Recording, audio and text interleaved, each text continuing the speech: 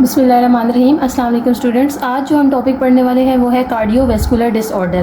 Cardio का word refer कर रहा है बच्चों हार्ट को, और वैस्कुलर का वर्ड रेफ़र कर रहा है वेसल को। तो इस टॉपिक में हम वो डिजीज़ पढ़ेंगे, और डिसऑर्डर का मतलब है डिजीज़।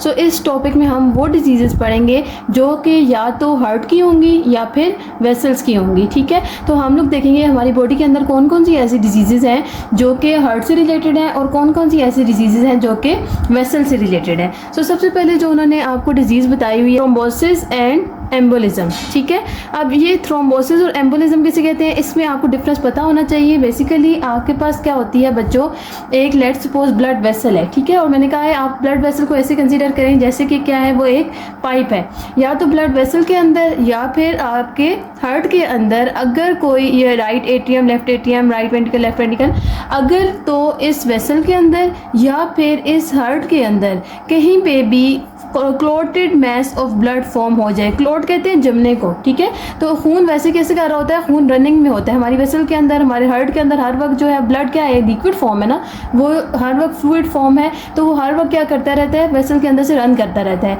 लेकिन अगर एक ऐसी कंडीशन आती है कि वो जो ब्लड है वो क्या करने लग पड़े, वेसल के अंदर या फिर हार्ट के अंदर जमने लग पड़े, तो उस क्लोटेड ब्लड को या उस जमे हुए ब्लड को आप क्या कहेंगे, उसको आप कहेंगे थ्रोम्बस। ठीक है, उस जमे हुए ब्लड को, उस क्लोटेड ब्लड को हम क्या नाम दे देंगे, थ्रोम्बस का नाम दे देंगे। और इस प्रोसेस को, जिसके थ्रू ये थ्रोम्बस बना है, उस प्रोसेस को आप क्या नाम दे देंगे, थ्रोम्बोसिस का नाम दे देंगे। क्योंकि यूजुअली हर एक बंदे में थ्रोम्बस की फॉर्मेशन नहीं हो रही होती। Obviously it is a disease, so it occurs in a particular age and it occurs in particular persons. तो ये जो चीज़ होती है, ये जो process of formation of thrombus है, इसको आप क्या नाम दे देते हैं, थ्रोम्बोसिस का नाम दे देते हैं। सो आपके पास क्या है, सिंपल सी डेफिनेशन है, क्लोटेड ब्लड अगर वेसल में बन चुका है तो उसको आप थ्रोम्बस कह देंगे, और इस प्रोसेस को आप क्या नाम दे देंगे, थ्रोम्बोसिस का नाम दे देंगे। अब उसी वजह से क्या होगा बच्चों कि ऑब्वियसली अगर तो ये छोटा सा क्लोट बना है तो फिर तो ये वेसल को ब्लॉक नहीं करेगा, लेकिन अगर ये लार्ज वेसल या लार्ज क्लोट बन गया तो उसकी वजह से क्या होगा, वेसल ब्लॉक हो जाएगी, उससे और भी बहुत सी डिजीजेस कॉज हो जाएंगी, वो हम लोग आगे देख लेंगे। अब ये तो हो गया थ्रोम्बस। अब दूसरी चीज़ क्या है, एम्बोलिज्म, या एम्बुलस किसे कहते हैं। सो बेसिकली एम्बुलस किसे कहते हैं कि अगर तो कोई भी इंट्रावेस्कुलर वेसल के अंदर कोई सॉलिड है या लिक्विड है या गैस है, कोई भी चीज़ जो कि एक वेसल के अंदर से एक जगह, लेट्स सपोज यहाँ पे वो बनी है, ठीक है, इस वेसल में, और यहाँ पे दूसरी पार्ट ऑफ बॉडी में कहीं वेसल थी, ये यहाँ से उठ के किधर चली गई है, इस वेसल में आ चुकी है, इधर से डिटैच होके ये पूरी एक वेसल थी। ठीक है, इधर से अगर ये एक इधर क्लोट बना हुआ था, जमा हुआ था इधर, ठीक है, ये थ्रोम्बस बना हुआ था। अब या फिर ये सॉलिड है या लिक्विड है या गैस है, कुछ भी है, अगर ये यहाँ से उठ के दूसरी जगह पे आके चला गया और वहाँ पे उसने क्या कर दिया, ब्लॉकेज कर दिया है, तो अब इसको थ्रोम्बस नहीं कहेंगे, बल्कि अब इसको क्या कह देंगे, इसको कह देंगे एम्बुलस। अब यहाँ पे नॉर्मली जो एम्बुलिज्म होता है वो थ्रोम्बस की वजह से हो रहा होता है, लेकिन एम्बुलस जो है वो लिक्विड का भी होता है, एम्बुलस जो है वो गैस का भी होता है, एयर एम्बुलिज्म भी होती है, जिसमें लेट्स सपोज अगर एक आपने सिरिंज ली है, ठीक है, और सिरिंज से इंजेक्शन लगाया आपने, तो उसके अंदर कोई फ्लूइड नहीं था, बल्कि वो सारी की सारी क्या थी, एयर थी। तो जब आप एयर को इंसर्ट करेंगे वेसल के अंदर, तो वो सारी की सारी एयर क्या हो जाएगी, इधर से मूव करेगी आगे, तो जैसे ही वो मूव करेगी तो उसको आप क्या कह देंगे, एयर एम्बुलिज्म कह देंगे। सो कोई भी ऐसी इंट्रावेस्कुलर डिटैच चीज़, सॉलिड, लिक्विड या गैस, जो कि यहाँ से डिटैच होकर किसी और पार्ट ऑफ द वेसल, किसी और पार्ट ऑफ द बॉडी में चली जाएगी, तो उसको आप क्या नाम दे देंगे, एम्बुलिज्म, एम्बुलस का नाम दे देंगे। और नॉर्मली क्या होता है, या मैनी ऑफ द टाइम्स क्या होता है कि जो थ्रोम्बस होता है वो ही डिसलॉज होता है, डिसलॉज का मतलब है डिटैच होता है, और वो दूसरे पार्ट ऑफ द बॉडी में मूव कर जाता है। तो जब इस तरह का फिनोमेना होगा तो उसको आप क्या नाम दे देंगे, उसको आप नाम दे देंगे थ्रोम्बो एम्बोलिज्म का, या थ्रोम्बो एम्बोलाई का नाम दे देंगे। ठीक है ना, जब आपके पास लेट्स सपोज अगर एक वेसल थी, अगर हम बात करेंगे एक ये वेसल है, ठीक है, और यहाँ से जो है ये एयोर्टा है, ठीक है, एयोर्टा में आपके पास क्या बना हुआ है, एक थ्रोम्बस बना हुआ है, और वो थ्रोम्बस उठ के किधर चला गया, एयोर्टा की लिंक भी हार्ट की तरफ है, ठीक है, तो यहाँ से ये थ्रोम्बस उठ के किधर चला गया, हार्ट में चला गया है। तो जब ये हार्ट में चला जाएगा तो इसको इधर इस लोकेशन पे क्या कहेंगे, थ्रोम्बस कहेंगे, लेकिन जब ये इधर पहुंच चुका है तो अब इसको क्या कह देंगे, इसको कह देंगे एम्बोलाई। तो इस फिनोमेना को हम क्या नाम दे देंगे, इस फिनोमेना को हम नाम दे देंगे थ्रोम्बो एम्बोलिज्म का नाम दे देंगे। ठीक है, और इसको एम्बोलाई भी कह सकते हैं और इसको थ्रोम्बो एम्बोलाई भी कह सकते हैं, क्योंकि ये कहाँ से आया है, थ्रोम्बो एम्बोलाई भी कह सकते हैं क्योंकि ये कहाँ से आया है, ये आया है जी थ्रोम्बस से। ठीक है, लेकिन अगर एक ऐसा डिटैच्ड इंट्रावेस्कुलर सॉलिड, लिक्विड या गैस है जो कि थ्रोम्बस से नहीं आया, तो उसको सिर्फ आप क्या नाम दे देंगे, एम्बोलाई का नाम दे देंगे। Now the next topic is heart problems. अब हम लोग देखेंगे कि डिजीज़ ऑफ हार्ट में क्या क्या चीज़ें आ जाती हैं। इसमें सबसे पहले बच्चों उन्होंने बताया हुआ है आपको वेसल्स की डिजीज़ बताई हुई है, जिसमें दो टर्म्स यूज़ होती हैं। एक होता है एथेरोस्क्लेरोसिस, ठीक है, ये एथेरोस्क्लेरोसिस भी कहते हैं इसको, और दूसरा है आर्टीरियोस्क्लेरोसिस। अब ये दोनों चीज़ें क्या हैं ये हम लोग देख लेते हैं। एक है एथेरो और दूसरा है आर्टीरियो, ठीक है, दोनों वर्ड्स क्या हैं ये डिफरेंट है। अब इसको कहते हैं कि ये कहते हैं कि इसको है कि इसमें होता ये है बच्चों कि आपके पास क्या होती हैं आर्टरीज़ का ल्यूमेन क्या होता है नैरो होता है, सही है।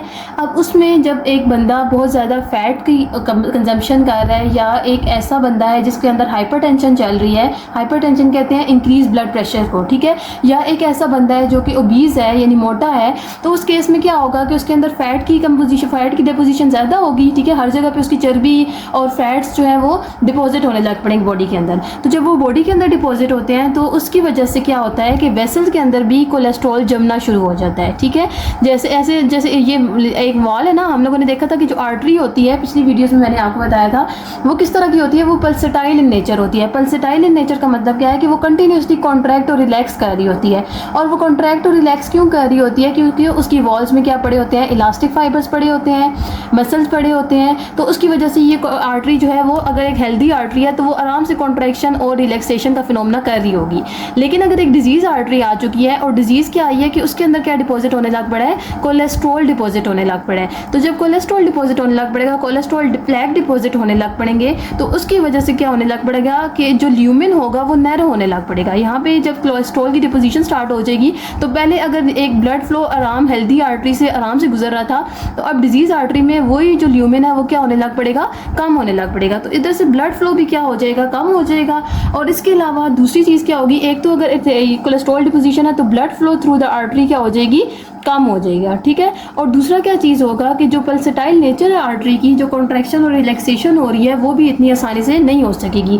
क्यों नहीं हो सकेगी, क्योंकि यहाँ पे क्या आ चुका है, कोलेस्ट्रॉल आ चुका है। कोलेस्ट्रॉल फिर ऑब्वियसली कैल्सीफाई होगा, कोलेस्ट्रॉल कैल्सीफाई होगा तो वो आर्टरीज को क्या कर देगा, हार्ड कर देगा। पहले जो सॉफ्ट नेचर की आर्टरी थी, वॉल्स जो है इलास्टिक नेचर की थी, अब इस कोलेस्ट्रॉल की वजह से ये इलास्टिक नहीं रही बल्कि ये हार्ड हो चुकी हैं, ये कैल्सीफाई हो चुकी हैं। तो जब ये डिपोजिशन हो रही है इस प्रोसेस को आप क्या कहेंगे, एथेरोस्क्लेरोसिस। और जब ये हार्ड होके कैल्सीफाई हो जाएंगी तो उसको आप क्या नाम दे देंगे, उसको आप नाम दे देंगे आर्टीरियोस्क्लेरोसिस, ठीक है ना। तो इसमें हार्ड और कैल्सिफिकेशन हो जाएगी किसकी, आर्टीरियल वॉल की, तो इसको आप क्या नाम दे देंगे, आर्टीरियोस्क्लेरोसिस। यहाँ पे ल्यूमेन नैरो होगा, और ल्यूमेन नैरो क्यों हुआ है, because of the plaque deposition of the cholesterol, ठीक है। और यहाँ पे क्या हुआ है कि वो आर्टरीज क्या हो चुकी हैं, हार्ड हो चुकी हैं। So arteriosclerosis is the advanced stage of atherosclerosis. तो इस केस में क्या होगा कि जो आर्टरीज हैं वो आपके पास फर्दर इतनी अच्छे तरीके से पल्सेस जो है या कॉन्ट्रैक्ट और रिलैक्स नहीं हो सकेंगी, जिसकी वजह से क्या होने लग पड़ेगा कि यहाँ पे जो ब्लड फ्लो है वो मुश्किल से होगा, ठीक है बच्चों। उसके अलावा क्या है कि उसके अलावा उन्होंने कि अगर यहाँ पे एक प्लैक बन रहा है, कोलेस्ट्रॉल डिपोजिशन होती जा रही है, तो सबसे पहले वो क्या बनेगा, इस फॉर्म में भी पूरी वॉल को भी अफेक्ट कर सकता है, या वो प्लैक्स की फॉर्म में या थ्रोम्बस की फॉर्म में भी एग्जिस्ट कर सकता है। तो पहले जो है वो प्लैक किस फॉर्म में एग्जिस्ट करेगा, थ्रोम्बस की फॉर्म में, और फिर क्या होगा, वही थ्रोम्बस डिसलॉज होगा और वो किस में कन्वर्ट हो जाएगा, एम्बुलस में कन्वर्ट हो जाएगा। और जब एम्बुलस में कन्वर्ट होगा तो लेट्स सपोज अगर आर्टरी, हम लोगों ने देखा था कि आर्टरी फर्दर आगे किस में कन्वर्ट होती हैं, आर्टीरियोल में कन्वर्ट होती हैं। तो अगर तो यहाँ पे एक थ्रोम्बस यहाँ पे तो सर्वाइव कर रहा था, मतलब यहाँ पे तो अगर वो है भी तो ब्लड फ्लो है, लेकिन अगर ये डिटैच हो गया और वो यहाँ पे आके डिपॉजिट होने लग पड़ा है, तो अब ब्लड फ्लो आगे क्या हो जाएगी, बिल्कुल ख़त्म हो जाएगी, जिसकी वजह से एंड ऑर्गन फेलियर या फिर डेथ भी कॉज हो सकती है। So this is very dangerous condition. जो हार्ट प्रॉब्लम्स होती हैं वो इसलिए बहुत ज़्यादा आपको सीरियस लेनी चाहिए और आपको अच्छे तरीके से आनी भी चाहिए, क्योंकि ये हमारे लिए क्या होती हैं, इनको आप कंट्रोल कर सकते हैं। अब जैसे लेट्स सपोज आपके पास इनके रिस्क फैक्टर्स अगर हम लोग देख लें कि रिस्क फैक्टर्स कहते हैं वो कंडीशंस जो कि इन डिजीज़ को कॉज करा सकती हैं। तो रिस्क फैक्टर्स इसमें क्या कुछ है बच्चों, सबसे पहले तो हाइपर कोलेस्ट्रोलीमिया है। हाइपर कोलेस्ट्रोलीमिया का मतलब ये है कि कोलेस्ट्रॉल का लेवल आपकी बॉडी में बहुत ज़्यादा हुआ है। पेशेंट की बॉडी में जब कोलेस्ट्रॉल का लेवल बहुत ज़्यादा हो जाएगा तो उसकी वजह से क्या होगा कि बॉडी के अंदर कोलेस्ट्रॉल की डिपोजिशन स्टार्ट होने लग पड़ेगी। सबसे पहले एथेरोस्क्लेरोसिस होगी, एथेरोस्क्लेरोसिस के बाद आर्टीरियोस्क्लेरोसिस होगी, आर्टीरियोस्क्लेरोसिस के बाद क्या हो जाएगा, थ्रोम्बोएम्बोलिज्म हो जाएगा, ठीक है। तो ये जो चीज़ें हैं ये आप कंट्रोल कर सकते हैं। ये चीज़ें आप कंट्रोल कैसे कर सकते हैं? अगर तो आप फ़ैट की इनटेक ही ज़्यादा ना करें, ठीक है, आप जो है वो फ़ैट को ज़्यादा ना लें, जो ऑयली चीज़ें हैं वो ज़्यादा ना खाएं, तो ऑब्वियसली कोलेस्ट्रॉल का लेवल बॉडी के अंदर ज़्यादा नहीं होगा। दूसरा जो रिस्क फैक्टर है वो क्या है? हाइपरटेंशन। हाइपरटेंशन का मतलब है कि बीपी बहुत ज़्यादा है, ब्लड प्रेशर बहुत ज़्यादा होने की वजह क्या है बच्चों? सिगरेट स्मोकिंग की वजह से भी ब्लड प्रेशर ज़्यादा हो सकता है, ठीक है, या इस सिगरेट स्मोकिंग की वजह से क्या होगा? वेसल डैमेज होगी, ठीक है। उसके अलावा क्या है? तीसरी चीज़ जो है वो डायबिटीज़ मेलाइटस है। डायबिटीज़ मेलाइटस कहते हैं शुगर को। अगर अनकंट्रोल शुगर है तो उस वजह से भी आर्टरीज जो है वो डैमेज होती हैं, सिगरेट स्मोकिंग की वजह से भी आर्टरीज डैमेज होती हैं। और इसके अलावा जो माइनर रिस्क फैक्टर्स हैं, ये तो मेजर हो गए ना, ये तो होगी, अगर किसी बॉडी के अंदर प्रेजेंट है तो उसमें डेफिनेटली एथेरोस्क्लेरोसिस या आर्टेरियोस्क्लेरोसिस होगी। माइनर जो रिस्क फैक्टर्स हैं वो क्या हैं कि एज बहुत ज़्यादा है, ठीक है, तो इंक्रीजिंग एज की वजह से भी ये वाले फिनोमेना हो सकते हैं। एक्सरसाइज अगर एक बंदा नहीं कर रहा तो ऑब्वियसली वो ओबीज हो जाएगा, ओबेसिटी की वजह से भी क्या होगा, आपके पास ये वाला फिनोमेना सामने आ सकता है। या फिर किसी की लाइफ में बहुत स्ट्रेस है, तो इन सारी चीज़ों की वजह से एथेरोस्क्लेरोसिस और आर्टेरियोस्क्लेरोसिस का फिनोमेना सामने आ सकता है।